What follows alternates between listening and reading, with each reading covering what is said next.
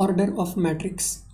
A matrix having m rows and n columns is called a matrix of order m by n. तो order of matrix क्या होता है, उसमें बस ये होता है कि रोज़ कितने हैं और कॉलम्स कितने हैं। तो जैसे अगर m रोज़ अगर है और n कॉलम्स है तो m बाय n ये मैट्रिक्स का ऑर्डर होगा, ऐसे हम बोलते हैं। तो मैट्रिक्स का ऑर्डर निकालना बहुत सिंपल है, तो रोज़ बाय कॉलम्स बस बताना है। तो जैसे ऊपर जो एग्जांपल दिए हैं यहाँ पे 3 मैट्रिक्स दिए हैं यहाँ पे। मैट्रिक्स ए, इसका जब ऑर्डर हमें कैलकुलेट करना होगा, ऑर्डर मतलब रोज़ बाय कॉलम्स, तो इसमें रोज़ है 3 रोज़ हैं, तो 3 बाय कॉलम्स इसमें है 2 कॉलम्स, तो 3 बाय 2 ये ऑर्डर होगा। इसी तरह से सिंपल हम बी का भी बता सकते हैं, रोज़ बाय कॉलम्स, तो रोज़ इसमें है 3 रोज़, 3 बाय कॉलम्स भी है 3, तो 3 बाय 3 मैट्रिक्स होगा ये। तो ये ऑर्डर होता है 3 बाई 3। इसी तरह से सी का ऑर्डर क्या होगा, रोज़ बाय कॉलम्स, रोज़ इसमें है 2 रोज़, 2 क्रॉस कॉलम्स मतलब जो वर्टिकल होते हैं वो 3 कॉलम्स, 2 बाय 3। तो इस तरह से आसानी से हम मैट्रिक्स का ऑर्डर बता सकते हैं। अब मैट्रिक्स पता चलने के बाद उसको डिनोट करने का तरीका आप देखते हैं। जैसे एक मैट्रिक्स है m बाय n, इसका मतलब क्या है कि m रोज़ होंगे, मतलब यहाँ पे हॉरिजॉन्टल ये जो रोज़ है वो m है टोटल, और n कॉलम्स होंगे, तो वर्टिकल ये टोटल जितने कॉलम्स हैं ये n कॉलम्स होंगे। अब इसमें हर एक एलिमेंट जो है मैट्रिक्स के अंदर जो नंबर या फंक्शन होगा उसको एलिमेंट बोलते हैं। तो यहाँ पे स्मॉल a से डिनोट किया है, और वो हर एक एलिमेंट जो वो अलग अलग रो में या अलग अलग कॉलम में हो सकता है। तो वो जिस नंबर के रो में है और जिस नंबर के कॉलम में है वो दिखाने के लिए नीचे कुछ स्मॉल नंबर लिखा होता है। तो जैसे यहाँ पे है 1 यहाँ पे है 1 2, यहाँ पे 1 3।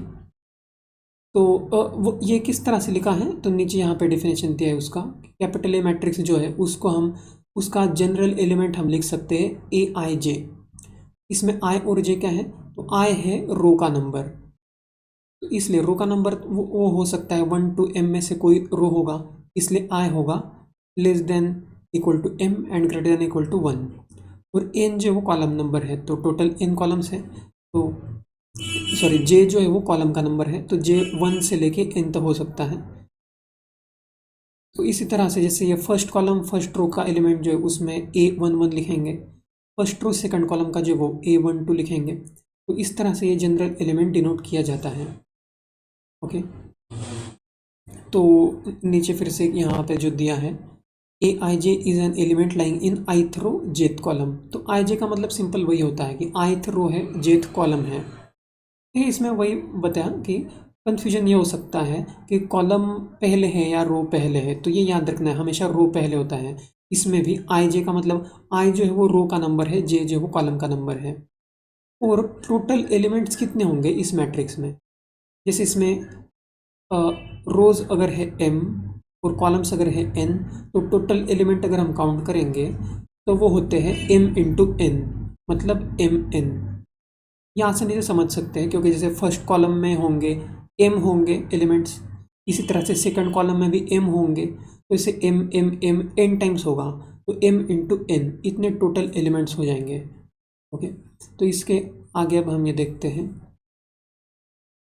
इसमें कुछ नोट करने के जो पॉइंट्स हैं बहुत सिंपल हैं कि हम नॉर्मल जो एलिमेंट जनरल एलिमेंट जो होता है वो इस तरह से लिखते हैं ए i J m bye n matrix का, जिसमें i और j जो वो रो और कॉलम का नंबर होगा, और इसका ऑर्डर जो हम बोलते हैं m बाय n इस तरह से लिखेंगे।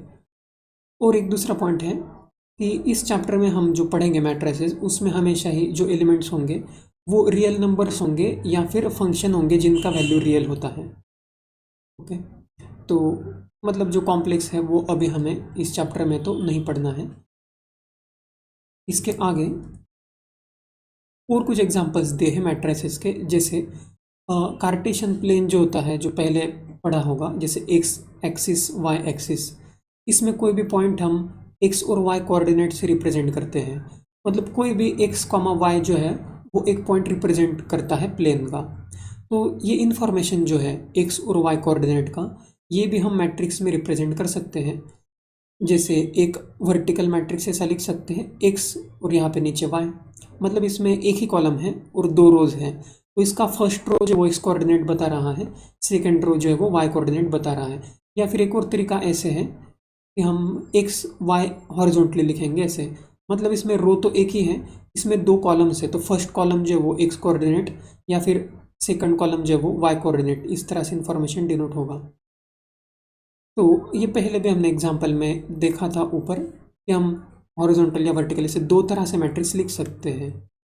जैसे ये यहाँ पे है जो राधा, फौजिया एंड सिमरन के पास जो नोटबुक्स और पेन का इन्फॉर्मेशन था, तो इसके लिए हमने एक बार इस टाइप का मैट्रिक्स डिनोट किया था और एक बार इस टाइप का, दोनों सही है, तो दो तरीके से हम कर सकते हैं। इसमें हमने हॉरिजॉन्टल में जो पर्सन से राधा, फौजिया, सिमरन इनको रखा था, और वर्टिकल जो थे वो नोटबुक और पेन थे। यहाँ पे नोटबुक और पेन जो वो हॉरिजॉन्टल है। तो इसी तरह से हम कोई भी मैट्रिक्स जो होता है उसका इन्फॉर्मेशन दो टाइप से रिप्रेजेंट कर सकते हैं, मतलब दो टाइप के मैट्रिक्स होंगे रोज और कॉलम्स इंटरचेंज करके। तो कोई पॉइंट अगर है जैसे 0,1, इसका x कोऑर्डिनेट 0 है, y कोऑर्डिनेट 1 है, तो इसको हम मैट्रिक्स के फॉर्म में अगर रिप्रेजेंट करना चाहेंगे तो 0,1 ऐसे वर्टिकल में भी लिख सकते हैं या 0,1 हॉरिजॉन्टल में भी लिख सकते हैं। ये दोनों मैट्रिक्स ही हैं जो इन्फॉर्मेशन रिप्रेजेंट कर रहे हैं पॉइंट का, कोऑर्डिनेट्स का, तो दोनों तरीका सही है।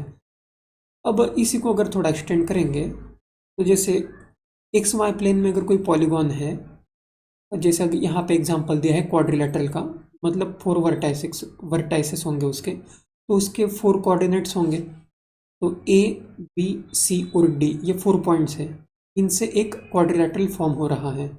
तो ये जो इन्फॉर्मेशन है पॉलीगॉन के कोऑर्डिनेट्स का, पॉलीगॉन के जो वर्टेक्स हैं उनके कोऑर्डिनेट्स का, इसको भी हम मैट्रिक्स के फॉर्म में रिप्रेजेंट कर सकते हैं, वो भी दो तरीके से, हॉरिजॉन्टल या फिर वर्टिकल में। जैसे फर्स्ट तरीका जो है, इसमें हमने ए पॉइंट का कोऑर्डिनेट जो है 1 और 0, इसको ऐसे कॉलम में लिख दिया 1 0, बी का जो 3 2 वो भी कॉलम में लिख दिया 3 2। तो इसमें क्या है कि हॉरिजॉन्टल जो रो है फर्स्ट रो, ये रिप्रेजेंट कर रहा है एक्स कोऑर्डिनेट सारे ही पॉइंट्स का, और जो दूसरा रो है वो वाई कोऑर्डिनेट रिप्रेजेंट कर रहा है सारे ही पॉइंट्स का, और जो कॉलम्स है वो तो अलग अलग पॉइंट रिप्रेजेंट कर ही रहे हैं ए बी सी डी। इसी तरह से हम एक दूसरा भी मैट्रिक्स लिख सकते हैं जो सेम इन्फॉर्मेशन रिप्रेजेंट करता है, लेकिन इसमें क्या है कि रोज जो है वो पॉइंट जो है उसको रिप्रेजेंट कर रहे हैं। जैसे ये ए का है, ये बी का है, ये सी का है, और एक्स वाई कोऑर्डिनेट जो है वो हॉरिजॉन्टल नहीं, अब ये वर्टिकल होंगे। तो इसमें फर्स्ट कॉलम जो है वो एक्स कोऑर्डिनेट डिनोट कर रहा है सबका, और सेकंड कॉलम जो है वो वाई कोऑर्डिनेट डिनोट कर रहा है सबका। तो इस तरह से हम ये दो तरीके से किसी भी पॉलीगॉन के, जैसे क्वाड्रिलेटरल है, इसी तरह से ट्रायंगल या पेंटागन, हेक्सागन के भी कोऑर्डिनेट डिनोट कर सकते हैं। बस उसमें जैसे ट्रायंगल में 3 ही पॉइंट रहेंगे और पेंटागन में 5 पॉइंट होंगे, हेक्सागन में 6 पॉइंट्स होंगे। इन दोनों का मैट्रिक्स भी आसानी से बता सकते हैं, जैसे रो बाय कॉलम्स। तो इसका पहला जो मैट्रिक्स है इसका ऑर्डर होगा रो बाय कॉलम्स 2,4। तो इस तरह से ऑर्डर बहुत बार स्क्वायर ब्रैकेट के लास्ट में नीचे ऐसे लिखते हैं 2x4 या 2/4। दूसरे का जो ऑर्डर है वो 4/2 इसे लिखते हैं। Thus matrices can be used as representation of vertices of geometrical figures in a plane, जैसे अभी हमने डिस्कस किया। और भी जो एग्जांपल है हम आगे डिस्कस करते हैं। इसमें यहाँ पे मैट्रिसेस में हम किस टाइप का इंफॉर्मेशन स्टोर कर सकते हैं उसके अलग अलग एग्जांपल्स दिए हैं। तो पहले जो इन्फॉर्मेशन था कि राधा और उसके फ्रेंड्स के पास जो नोटबुक्स और पेन्स थे वो रिप्रेजेंट किया था। यहाँ पे पॉलीगॉन के जो कोऑर्डिनेट्स होते हैं उनके एक्स और वाई कोऑर्डिनेट्स का इन्फॉर्मेशन स्टोर किया है मैट्रिक्स में। और आगे फर्स्ट एग्जांपल देखते हैं। तो जैसे इसमें इंफॉर्मेशन दिया है मेन एंड वीमेन वर्कर्स का, main workers and women workers in 3 factories 1 2 and 3। तो 3 अलग अलग फैक्ट्रीज हैं। जैसे फर्स्ट फैक्ट्री जो है उसमें 3 मेन वर्कर है, सॉरी 30 मेन वर्कर्स हैं एंड 25 वीमेन वर्कर्स है। सेकंड में 25 मेन 31 वीमेन, इस तरह से। इसको अगर हमें रिप्रेजेंट करना है मैट्रिक्स के फॉर्म में तो सिंपल है, इसी को बस हम मैट्रिक्स के फॉर्म में लिख सकते हैं स्क्वायर ब्रैकेट में। तो अब यहाँ पे लिखते हैं जैसे 30 25 27, ये फर्स्ट कॉलम हो गया, और 25 31, 26, ये सेकंड कॉलम हो गया। तो इसमें फर्स्ट कॉलम रिप्रेजेंट कर रहा है main worker, second column represent कर रहा है वीमेन वर्कर्स, और अगर रोज देखेंगे तो ये अलग अलग फैक्ट्रीज रिप्रेजेंट कर रहे हैं। लेकिन अभी बताया कि इसी को हम एक और मैट्रिक्स में भी रिप्रेजेंट कर सकते हैं, जैसे इसके रोज और कॉलम जो वो इंटरचेंज कर देंगे, तो वो कुछ इस टाइप का दिखेगा फिर। तो जैसे ये 30 और 25 जो फर्स्ट फैक्ट्री का था, तो वो हम वर्टिकल में लिखेंगे। तो इस बार फैक्ट्रीज जो है वो हॉरिजॉन्टल नहीं होंगे, वर्टिकल में रखते हैं ऐसे, first factory, second factory, third factory. और मेन वीमेन जो है, जैसे ये मेन और वीमेन मान लीजिए इस टाइप से लिखा है, तो फर्स्ट फैक्ट्री में मेन जो है वो 30 है और वीमेन जो है वो 25 है। सेकंड में मेन जो है वो 25 है और वीमेन जो है वो 31 है। थर्ड में मेन जो है वो 27 है, वीमेन जो है वो 26 है। तो इन्फॉर्मेशन सेम ही इन्फॉर्मेशन है कि अलग अलग फैक्ट्रीज के वर्कर्स का इन्फॉर्मेशन है, लेकिन वो दो तरीके से हम रिप्रेजेंट कर सकते हैं। इनका ऑर्डर अलग अलग होगा बस। तो जैसे फर्स्ट का ऑर्डर होगा रो bye columns, 3x2, 3x2। Second का होगा रो क्रॉस कॉलम, मतलब 2x3। तो इस तरह से हम रिप्रेजेंट कर सकते हैं आसानी से। तो जैसे यहाँ पे रिप्रेजेंट किया है, यहाँ पे जो 3x2 का है वही एग्जाम्पल दिया है, और एक दूसरा भी हमने एग्जाम्पल देखा। वैसे 2x3 में भी हम रिप्रेजेंट कर सकते हैं। अब ये सेकंड एग्जाम्पल समझते हैं। If a matrix has 8 elements, what are the possible orders it can have. तो अभी हमने देखा था कि अगर मैट्रिक्स m/n ऑर्डर का है तो उसमें टोटल एलिमेंट्स कितने होते हैं, mn। तो यहाँ पे टोटल एलिमेंट्स दिए हैं जो 8 है। इसका मतलब mn का वैल्यू 8 है, मतलब m और n दोनों का जो मल्टीप्लिकेशन होगा वो 8 है। तो m और n का वैल्यू क्या क्या हो सकता है, तो हम फैक्टराइज कर देंगे इसको। जैसे 8 को फैक्टराइज कर सकते हैं, अलग अलग फैक्टर्स क्या आ सकते हैं, जैसे 1 × 8, ये 8 हो सकता है। फिर 1 के आगे 2 से भी डिवीजन जा सकता है, 2 × 4 होगा। फिर 3 से डिवीजन नहीं जाएगा, फिर 4 से जाएगा, फिर 4 × 2 होगा, फिर 6, 5, 6, 7 नहीं जाएगा, डायरेक्ट 8 होगा। इसके बाद 8 × 1 होगा। तो ये अलग अलग ऑर्डर्स हमारे पास आ गए। तो ये 4 ऑर्डर्स जो है वो पॉसिबल होंगे। तो ये है इसका आंसर। मतलब हमें बस ये देखना है कि m और n ऐसे कितने पॉसिबल हो सकते हैं कॉम्बिनेशन जिनका मल्टीप्लिकेशन 8 आएगा, क्योंकि टोटल एलिमेंट जो है वो मल्टीप्लिकेशन होता है रोज और कॉलम्स का। ओके, अब थर्ड एग्जांपल देखते हैं। Construct a 3x2 matrix whose elements are given by aij is equal to half mod of i - 3j। Okay, तो इसमें i और j हमें पता है कि i क्या होता है, रो, मतलब कितने नंबर का रो है, और j होता है कॉलम नंबर।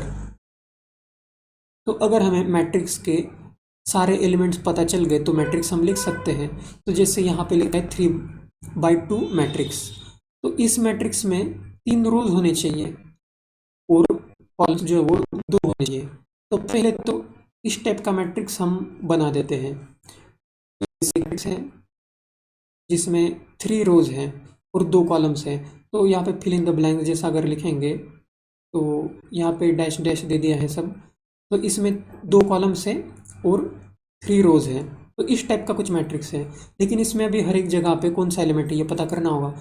तो जैसे A11 होगा यहाँ पे, तो उसका वैल्यू क्या होगा, तो वो कैलकुलेट हम कर सकते हैं ऊपर यहाँ पे जो इन्फॉर्मेशन दिया है। तो जैसे A11 जब कैलकुलेट करेंगे तो यहाँ पे i और j दोनों 1 1 है, तो मॉड ऑफ 1 - 3 × 1, i और j 1 1 अगर अज्यूम करेंगे तो इसमें बस वैल्यू पुट किया है ऊपर जो रिलेशन दिया है उसमें। तो यहाँ से हम कैलकुलेट कर सकते हैं हाफ ऑफ मॉड ऑफ 1 - 3 - 2, तो ये हो जाएगा 1। तो A11 का आंसर हमारे पास आ गया 1, तो यहाँ पे लिखेंगे 1। अब इसी तरह से एग्जैक्टली हम ये हर एक के लिए कैलकुलेट करेंगे तो लास्ट में आपके पास इस टाइप का आंसर आ जाएगा। तो जैसे हमारा ये आंसर आया है 1, इसी तरह से इसके साइड का जो होगा A12 होगा वो, तो A12 का आंसर आएगा 5/2। बस इसमें i का वैल्यू 1, j का वैल्यू 2 पुट करेंगे ऊपर जो रिलेशन दिया है उसमें। इस तरह से आसानी से अब ये क्वेश्चन सॉल्व हो जाएगा। अब पूरा क्वेश्चन आप अब सॉल्व करके देख सकते हैं। ओके।